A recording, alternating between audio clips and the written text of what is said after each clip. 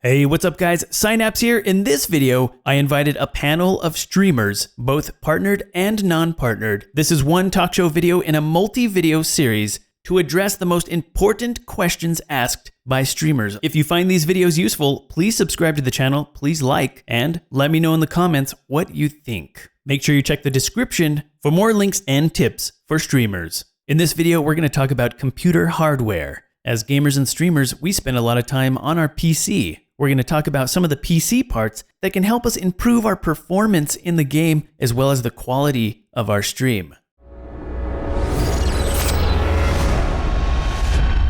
Right. Yeah. No. Exactly. So sometimes here's a question for you, man. Sure. Let's say I have like $1,000 or $1,500. I have some budget for a computer or a stream setup, or maybe I have some parts laying around as well. Would it be better for me as a new streamer to build an all-in-one system that I'm going to stream and game on, or do you think from the beginning now, in this day and age with this kind of technology, should I just instantly go to a two-computer setup? Maybe split the cost for two $700 computers. That's actually a really good question. And that's a hard question because I think that it really depends. If it were me, I'll tell you that I find the newest Intel hardware is performing the best when it comes to video encoding. The new Intel, it went from the 4000 series, then we got the 5000, which was the X99 motherboard. Mm-hmm. Those were the 6-core machines, and then the Extreme was like an 8-core with a total of 16 threads. And then now we have the 6000 Intel series, and that includes the i5, the i7, and I think they're even coming out with some more 6000 coming up really soon. If you're waiting, I'm waiting for those. I recommend what I've seen, and I've owned computers from every generation of those, every cohort. I've had the second generation 2000s to the 3000s to the 4000s, and I've played and encoded video on each one of those, and each one of the next new generations just completely smashes the generation before it, because it's not just about the clock frequency. It's not just about the number of cores. It's about the server. It's about that processor architecture. It's just capable of more cycles, whatever the deal is. So if you are trying to decide between two lesser computers and one really good one, I would probably every time go with the better one strong computer, because I know for a fact you're going to be able to stream on a nice single computer setup, because that's what most people do. Blood Arena. What do you think about Core i7 6700Ks? I would love one of those. Those are great computers, and those are going to be a great gaming computer as well as a great streaming computer. They're very fast. They're doing really well on the benchmarks, and there's a couple of you guys I think that just are building one right now and just got one. I would also like to build one of those. I might even give one of those away if I can get the budget for that. We're going to be doing a PC build giveaway pretty soon. No exact date on that, but when I know for sure, then we're going to, I'll tell you for sure. So I was playing devil's advocate on that last question real quick, but sure. Just kind of answering my own question if I can without sounding egotistical. I did the opposite. So I built my original gaming streaming PC all in one, maybe 2 years ago now almost. And it's pretty good. It was the i7 4770K and the GTX 760 are my two main components. And then when I built this new one, I had the option of going to the new Skylake at about a $1,500 price point. And the other option was to stay on the old Haswell systems and go to a micro ITX board and sort of develop like a second stream computer, but also a portable mini computer nice. with no graphics card, the price point being $600. So now I have an additional $900 where I can start buying, HDMI splitters and keyboards and peripherals and things, new webcams, new microphones, which will also all increase the quality of my stream, right? So yeah. If my audio is, if I got this great quality, but like I'm still talking to a webcam microphone, like that's probably not going to be the best audio quality for a lot of people, and vice versa with my webcam. I had this old Rocket HD, and I was just like, what? This is only 720p. It's 30 frames or something. Like, there's a lot better webcam quality I can be giving to my viewers right now. So I made that decision. But what I realized in designing a workflow that way and hardware decisions that way is that I can now trickle waterfall down my system. So when I am ready to upgrade to a Skylake, I can put that in my main gaming rig, and that GTX 760 can then fall down when I get the 1080 into my stream build. And so all of my old parts, instead of reselling them right away, will just keep going into the stream computer. So that one will continuously upgrade as my gaming computer upgrades. So that's just something to keep in mind when you guys are deciding what hardware to get. That's how I do it. Where you'll put your gear. Your ability to design your equipment is going to help you with your stream. Here's the problem. Hardware is expensive. And some of you guys can go out there and build a badass 2 PC system right now. You know, maybe you've already been saving up and you've got money in the bank and you're ready to go. Others, you know, it's a slower process, right? So we're going to cut as many corners as we can when we design our system, and we're going to maximize the quality we can push out of the system. Unfortunately, CPU, you do need a little bit of CPU power to encode video. Encoding video is one of the hardest things that our computer does. And streaming is encoding video. Luckily, OBS makes it very easy, relatively. It doesn't take up too much CPU, but some of you guys are feeling the struggle of OBS wanting to take over the game or vice versa.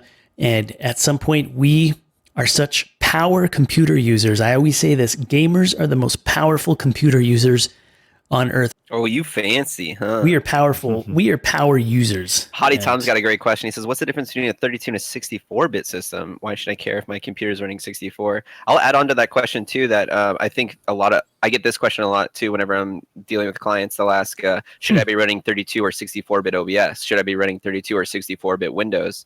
32 or 64-bit World of Warcraft? And maybe you guys can answer some of those. Honestly, there's a little black magic involved there. 64-bit stuff utilizes memory a little bit better. And most of our computers now, newer computers are 64-bit, have 64-bit architecture in the CPU, and 64-bit Windows or 64-bit Linux or Mac OSs run better on that 64-bit architecture. It uses more memory more efficiently because there's less limits in the amount of bytes that can be sent all at once and stuff. So it's a big memory thing. But here's where the black magic is involved. Sometimes some 32-bit applications run better on a 64-bit system than a 64-bit version of the same application.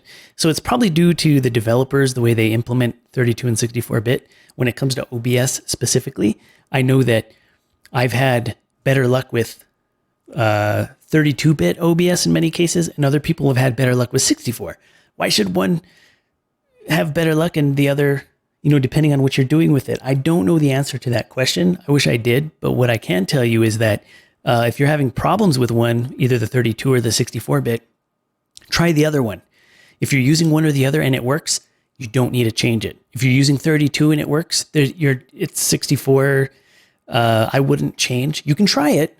Don't mess up your 32-bit version in the process. Try 64. See if you can get a little better CPU utilization or memory use. Test. Have a little patience. Take 5 minutes and test it, because you might find a huge difference between the two. It seems to be different. What do you guys think? Yeah, I know go ahead. I got a really good question. How much memory right now are you utilizing on your OBS that you have sending out with all the Twitch alerts and all that stuff? Like my OBS, that's right. Here on this can we computer, see some system resources from Board Psynaps? Sure. Can we peel the curtain back, Mr. Wizard? Let's. I'm interested to see if because I know you have a lot of overlays and stuff like that, for all the OBS plugin stuff. I wonder how much memory it actually uses. It's a good question. It's kind of a hard question because right now I have 64 gigs of RAM on this machine. Oh, wow. Yeah. So I've got 64 gigs of RAM, which is kind of unusual for most computers. But remember, I do a lot of 3D and video editing, and I've had the motivation and the incentive to actually upgrade from 32 to 64. I would have never otherwise did that unless I needed to. But OBS and sometimes gigs here, so. 32 it's nice. It's nice and smooth. You guys are crazy. Awesome. I'm on 16 gig RAM. I feel like I'm the poor kid at the rich private high school right now. I just didn't get the memo or something about 32 gigs. I had to upgrade to 32 because I was running 8 gigs before, and it was starting Yeah. to get a bit of a bottleneck, and then 8 gigs. Yeah. 365 megabytes is what my OBS is using, but that might be scaling because I have so much memory built in. Windows will kind of scale memory depending on how resources are, and it'll move things around nicely. I did notice a big upgrade.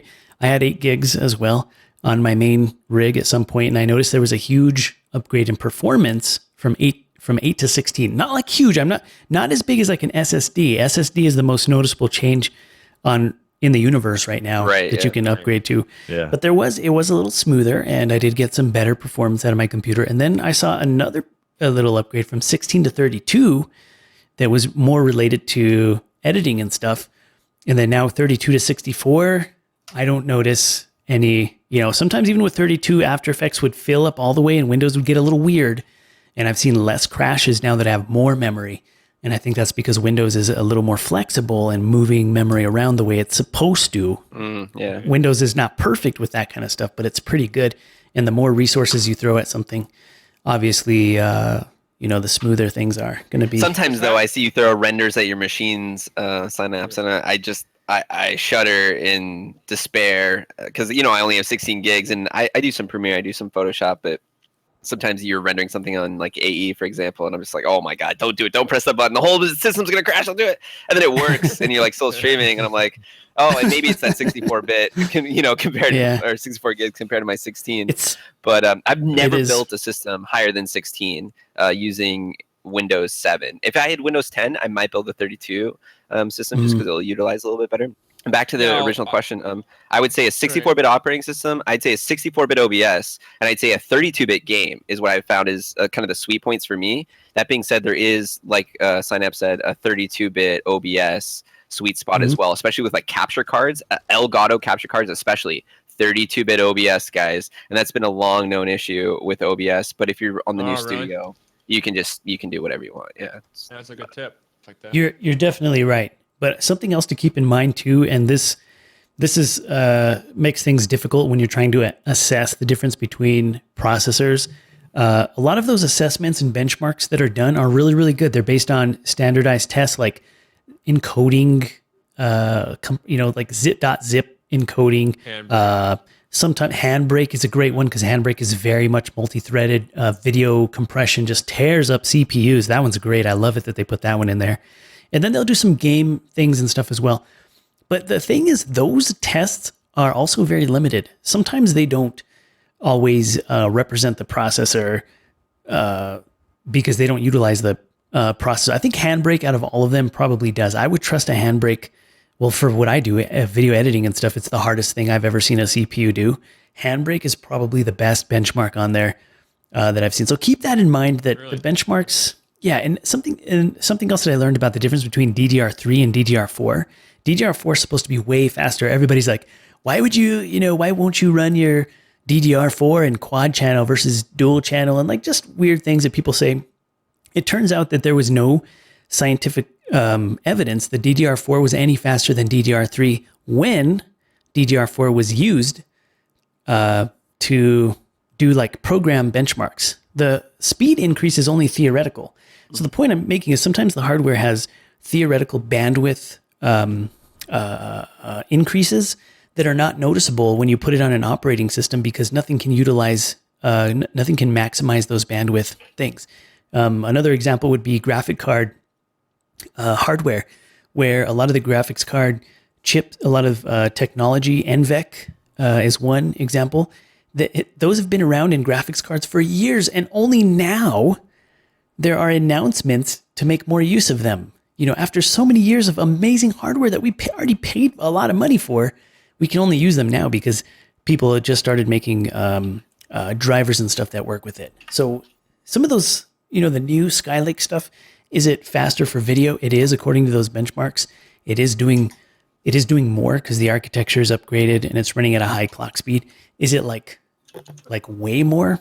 Maybe not. But whenever you start adding peripherals and PCI things and stuff, then you don't see the bottlenecks anymore, and it results in a faster, smoother operating computer.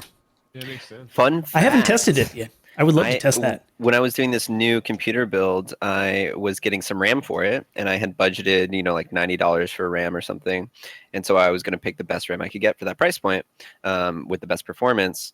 And one of the options was like 2400 speed RAM. And I was like, oh, that's great. Oh, yeah, RAM speed, let's see if this RAM speed actually, if I can notice this difference in a build, because it's relatively the same as build as my gaming computer. I put in 2400 compared to my 1866 on my gaming computer. It actually, when I first loaded it, when the BIOS screen came up, I couldn't push the button fast enough to enter the it loaded and instantly went to Windows, and I was like, wait, no, I have stuff to set in BIOS. Like, go back, hold on, back up. So I had to take out one of the sticks and swap them out for the 1866, just so it slowed down enough for me to even enter the BIOS. That's crazy. That's actually a really good thing. Computer building, you can buy game like performance RAM. And it costs a lot more money than sometimes the standard, more popular RAM that has lots of comments and lots of good ratings and stuff like that. The thing about RAM, I've always gone with this rule of thumb, and you guys can differ with me on this. That's fine. You can argue with me on it. But as a computer builder, I always go for slower RAM because RAM is never the bottleneck. Other things, hard drive or SSD speed or USB speed and stuff like that. There's all kinds of bottlenecks. There's all kinds of bottlenecks in the computer. RAM is not usually one of them. It is really, really fast. So I'll usually get the cheaper RAM, not the cheapest RAM, but I'll get the cheaper one. I'll never go for the gaming high performance one because I can actually buy twice as much RAM. Maybe that's why I have so much RAM in my computer, because instead of buying the super fancy gamer RAM, I actually just got the regular RAM that is fast and it's not going to slow you down. And I don't think you're going to notice a performance increase if you get that super fast RAM. It won't be noticeable anyway. Sure, it might be measurable, but definitely not noticeable. Well, DJ was talking about Linus Tech Tips earlier, and he was the guy who got me to buy the 1866 on my original gaming setup because he was telling me about diminishing returns for RAM speed, especially on video editing. Yeah. And so I was like, I was doing a lot of YouTube at the time. It was my full-time job before streaming. And I was like, okay, well, video editing, I was coming from Mac, so, everything's pre-built in Mac. So I was trying to figure out how to make my PC sort of match my performance from my Mac. And if 1866 was the sweet spot according to some guy on YouTube, well, let's just buy this, right? And then that's why when I had this option to buy 2400 speed, I was like, well, let's see if I can even notice the difference, because it's almost the exact same build, right? It's the exact same SSD card, it's the exact same graphics card, it's the same type of motherboard, even though it's the same series of motherboard, not the same type. And so I was like, oh, well, this will be a nice little experiment, right? I'm spending 20 extra bucks. If I don't like it, I can come back and return it. And I would have been with you before Psynaps, where I said RAM speed doesn't matter, until I actually put 2400 megahertz into an old Haswell system. And I'm like, oh my God, this is like night and day. Like, I can't stop. Oh, really? You notice?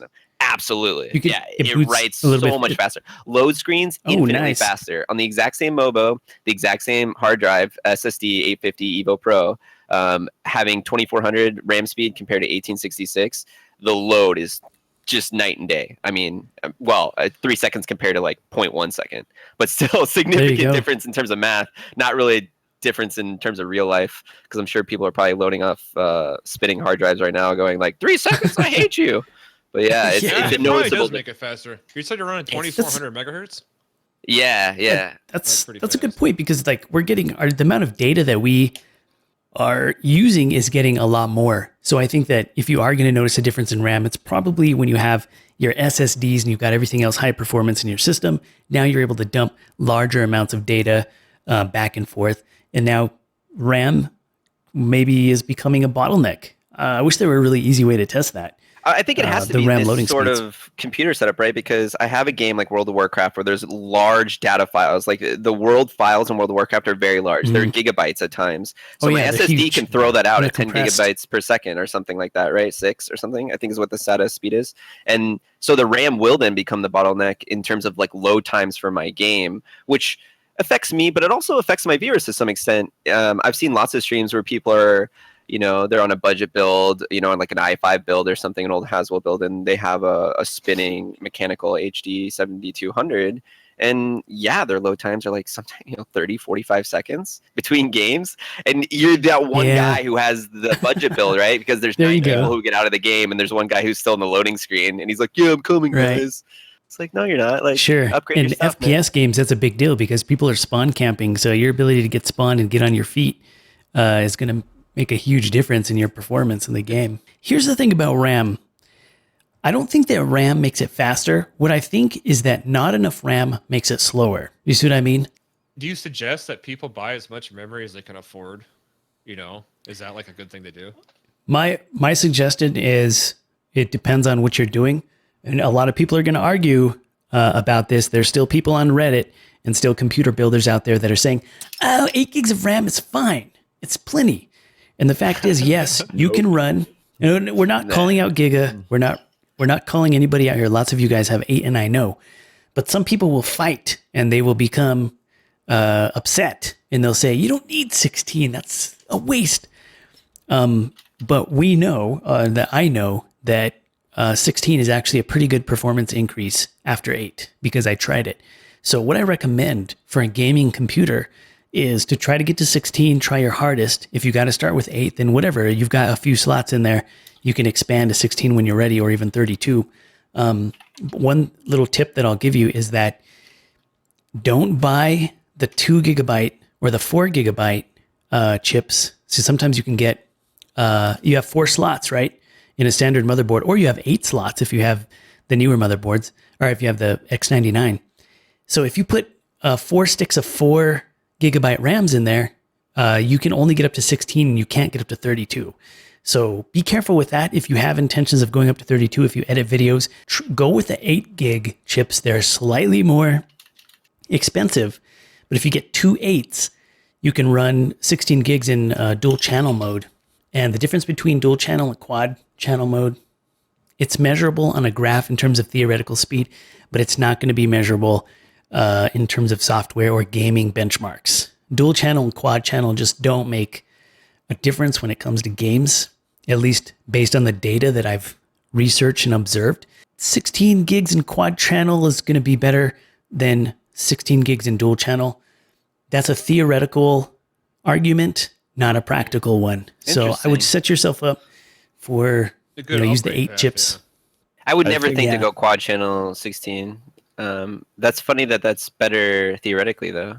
I was also going to throw I think that was just... It depends on the motherboard. If the motherboard supports quad channel, not all motherboards do. What's your range? RAM. Make sure that you buy. Well, first of all, check your motherboard and make sure you can run 32 gigs. Most of them all. Some. Doable. Oh, another thing too, graphics card, man. The GTX 760, and I would recommend this for anybody. If you're doing a new build, please go NVIDIA. At least right now, their hardware encoder, in my personal opinion, again, this is just opinion, is much better than the AMD version. The AMD version is much less universal than the NVENC encoder right now. The hardware encoder on the graphics. The NVENC encoder is amazing, guys. Amazing. It really is. AMD has a version of it, but the NVENC really wasn't that impressive a couple of years ago. If you tried it with the 700 series, a few years ago, it wasn't really that impressive. The thing about the NVENC encoder is it's always been there. Right now, developers are building better codecs and better software that integrate and interface with it. So now I feel like we're barely starting to see the potential of that NVENC encoder, and it's really great for gamers and it's really great for streamers. It's like, I feel like NVIDIA put that there for us and with the intention of changing the world and us to use it, but the software is having a difficult time with it. Shadowplay uses it, and even Shadowplay is not, I don't even feel like Shadowplay uses it the best. I feel like Bandicam uses it the best that I've seen in OBS. Oh, Bandicam and then Shadowplay is amazing when they use NVENC. Yeah. Oh, Bandicam's NVENC integration has been there for a long time, and it just keeps getting better and better. Now Bandicam even has HEVC, the H265. Did you know that your NVIDIA cards even have an NVENC that supports H265? You can stream H265 in real-time capture with the same encoder, and Bandicam supports that. I don't think any other software. I'm not gonna lie, I didn't even know H265 was a thing. I didn't know that existed. Yeah, that's in our graphics cards right now, and it's supported, and it's the nice. NVIDIA graphics cards have these little things. Okay, so here's a good question. This guy was saying, my upcoming question for myself would be, when I buy a PC in June, say it's a Broadwell E CPU, i7 6850K if you want, would I be building a gaming rig that can stream at the same time, or would I be building a pure streaming box with a capture card or using RTMP and use my current old but sturdy i7 2600 with a 980 card to game with? Hashtag 6050. I think I actually disagree with Psynaps on this, so I'll let him speak for himself. But I was of the mental stance that I should do 2 PC builds. So I had a very similar situation where I could move to the new Skywell, or I could stay on the old Haswell and build a much cheaper dual stream setup. And I went with the latter or the former. But I think Synapse was saying earlier, right? If you're incoming, you were suggesting doing it all in one build, right? Yeah, and it could go either way. It's not that really that I disagree with you. Really, all it was is if it were me, I would probably choose the faster computer. But building 2, slower computers just to try to fit the budget, there's nothing wrong with that. Remember that the computer prices are going to be very high for the new stuff. So that Broadwell E, the i7 6850, it's going to be, when it comes out, at the top price point because it's new. And I'll assure you that I really want one of those as well. In fact, I will try my hardest to get one. But what Gig is suggesting, to kind of break it down, the pros of that are that you can probably get a better value with 2 slightly older, kind of not, I'll say slower. Obviously anything's going to be slower than the computer that he just mentioned. Everything, but 2 systems that are like a tier down, or maybe 2 tiers down, and you're going to get a bigger value. You can get a lot of bang for your buck. You can build a render farm using 2 computers. You can build a dual streaming computer, and if that computer is strong enough to play the games that you game, there's no way I can disagree with Giga on that. I always, because I do so much rendering, I'm always reaching out to the highest performance CPU because I find that render times frustrate me so much. I'm a little bit biased, so I think that's what's leading my suggestion to go, if you can, go for the newer hardware because it always renders faster, and gaming and streaming is video rendering intensive. So you might wait until the prices come down. When we're talking about money-wise, I also like to go down a tier. Sometimes I don't spring for the one that's at the top tier because it's going to be at the top price point. And then when the new one comes out, that one goes down a tier and now it becomes cheaper. And, if you always hang on the tier 2 is always good. It's always great, but it's not as good as tier 1. Tier 1's expensive. So think about it like that. Keeping in line with the theme of this panel as well, I'd like to bring your attention to the point of peripherals and quality for your audience again. It's something I reiterate a lot to my clients, and that's that you can increase the quality of the viewership to your audience by just adding things like a better microphone, a better webcam, and those $100, $200, a better keyboard, a better mouse, whatever, you might find that extra bit of budget by going down to a lower build, by going to a dual stream, a PC setup where you're RTMPing or capture carding, versus like, yes, I've got the best game computer in the world and I can stream on it. It's awesome, new Skylake, but I can't afford a webcam or a keyboard or a mouse or a copy of Windows. So I've got an amazing computer that I can't do anything with. So just keep that in mind when you're doing your builds, and especially when you're pricing out performance on like PC Part Picker or Newegg or something. It's like, yeah, you get that bottom line budget number, but if that's your entire budget, don't forget about incidentals, lighting, cameras, keyboards. They're really important to audience engagement. Yeah, I would like to follow up on that with some personal experience here. Recently, just not even a month ago, I upgraded my webcam and my microphone setup. And it was, I had a mod mic, a decent microphone attached to my headset, and a really fucking shitty, like $20 webcam. It was fine. It was decent. It worked, but the viewers were going crazy when they saw the new gear, and it was like, oh, it's a whole new feel to the stream. It really adds up. It's a safe bet to spend some money on your peripherals, definitely. Your microphone sounds great, by the way. Yeah, your microphone does sound good. Very nice, full sounding voice. And even your Desi, who's here, who's been in the chat. I see everybody that's chatting. I know you guys are here. I haven't read every single chat, but I am reading all of them. And your Desi also notices that accent coming through that full, deep microphone. So it's a good point. The point is, you save make sure you have enough in your budget to buy the nicer peripherals. Will make a huge difference. Your microphone will make a huge difference in the quality of your stream and also your webcam. Quick anecdote. That's just that when I went to a larger diaphragm microphone and I started using your software optimization or processing for my voice, lowering and limiting and all that, people would come in my stream and they'd be like, "Man, your stream looks really great today. What did you do different?" And the only difference was I increased my audio quality. Nice. And so sometimes the brain kind of plays tricks on itself where it's seeing an increase in quality and it can't quite figure out where or why, and so it thinks everything looks better and sounds better. And so, sure, audio and video, it's part of the whole package. It's just part of the whole experience. The little details add to the overall experience, definitely. If you had to choose one, would you rather have a webcam or a great mic for stream? Oof. In today's webcam. In today's market, I would say webcam, just because even a really terrible microphone, like this is an A40 microphone I'm talking on right now from 2001. I think I won this in MLG. I could put this through Synaps's audio processing, and it would sound close to, if not as good as my Audio-Technica 2020. So you can always manipulate the audio process, but you can't always manipulate the video process. Oh, So I would say spend more money on webcam than microphone, but at the same time, don't have like a robot. Like I hear guys who don't even afford the Walmart microphones a lot, especially in RBGs, not streamers, but like gamers. And they're running like the desktop, like the one from like 1992, where like it actually sits on the desktop, so all you hear is like keyboard noise and just, reverberation from their speakers. And I'm like, dude, really? It's $15. Go down to Walmart right now. You can buy an infinitely better microphone. Or gamers that have a broken mic that all you hear is static the whole time, and when they talk, it just is white noise. So broken. I'm like, turn off your microphone, you son of a bitch. Jack Mesrine says I should change my name to Genius. In case anybody in the chat is wondering about the microphone I got, I'll just send a link in the chat.